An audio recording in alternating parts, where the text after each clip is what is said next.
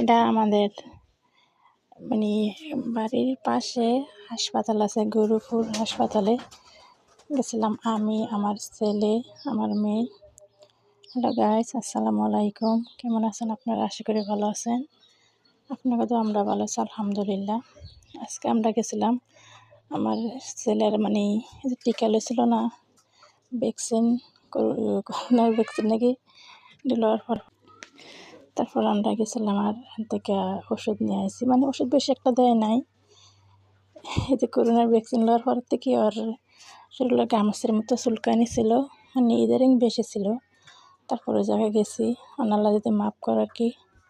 তারপর আমারও ছিল, আমরা জন্য মাইপুতে গিয়া ওষুধ আনছিলাম। আজকে সকালে গেছিলাম, তো দেখি হাসপাতালটা অনেক সুন্দর লাগে, গরিব হাসপাতালটা।